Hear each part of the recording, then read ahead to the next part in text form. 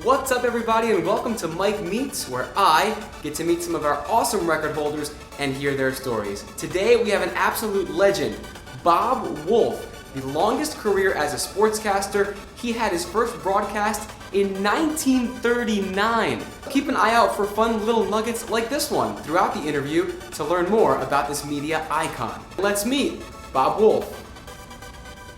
We're here with Bob Wolff. Bob, an absolute pleasure. Normally we would say on this show, nice to meet you, but you and I have actually met before. It was for this reason. This is your Guinness World Records certificate, which I had the honor of presenting to you last year for your record, longest career as a sports broadcaster. So thank you so much for taking the time. We definitely appreciate it. I'm enjoying it the first time, and I'm enjoying it again. Bob, you've done so much in your career, 74 years and counting, sports broadcasting. You're in multiple halls of fame.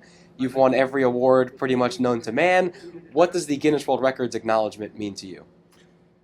Longevity is a great part of sports.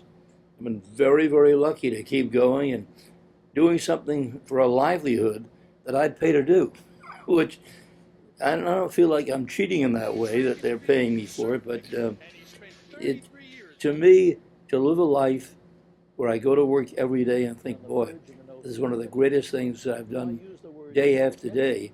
I just feel that I'm one of the fortunate people who can say he loves his work. And that's a career that's gone in so many different directions, has spanned so many different decades and years and innovations and change. How would you say, besides technology, besides computers or better cameras or microphones, how has the industry changed the most since when you broke in?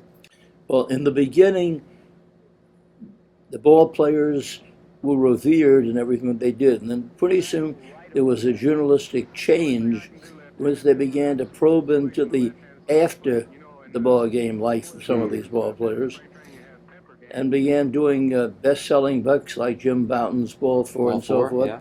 And pretty soon a new school of journalists came around that would figure their job was to not be rooters for the players or play them up for the youngsters as heroes, but to tell the truth about them. And that sort of changed the way that the newspaper sections and the broadcasters did things. And that's held pretty much to this day. Obviously, a lot of what you do, it seems to be just your natural approach to the athletes or knowing how to work with them and just treat them, on a person-to-person basis. What other advice would you give to young sportscasters, young broadcasters that would like to someday be in your shoes? Basically, if you're in a TV or radio station and there's an opening, there may be about 50 tapes, TV or radio, coming in to look at the tape. The winner will not have the best tape. The winner will have somebody, man or woman, who did something so different and so appealing that it stands out. So one, you got to sell yourself by doing something which holds the audience different. And two, you got to go after it.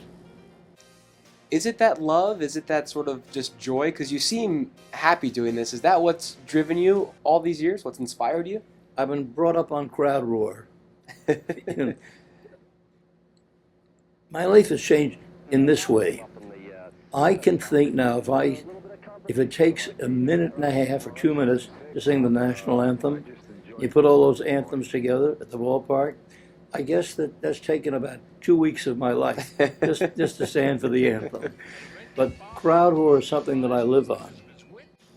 And something else you've had a very successful and long run at, I want to ask you a non-sports question, is your marriage to your lovely wife, Jane. We've spoken a bit before about how you guys met. It's been 68 years now. She confirmed for us that you've been married. What's the secret to that? Because sportscasting, I would think, is maybe a little bit easier, but how do you keep a marriage running for that long? She, as I do, believes that love comes first, and with our family, with our friends, and everything else. And I value her opinion, so I've gotten to find out that if we ever disagree on something, that we both speak, and in the end, I say, you're right, we'll do it your way. Smart man, that's how you get a long, successful marriage and a long, successful career. Last question for you, Bob. You've been there firsthand for some of the most iconic, amazing sporting events ever. You've been there for Don Larson's perfect game in the World Series. You've been there for Colts Giants, the greatest football game ever played. When you look back at this career of yours that's put you in some of these amazing places, I mean, what do you think? That's got to be, just when you think about looking back, that's got to be amazing. Well, being at the right place at the right time is a big part of success.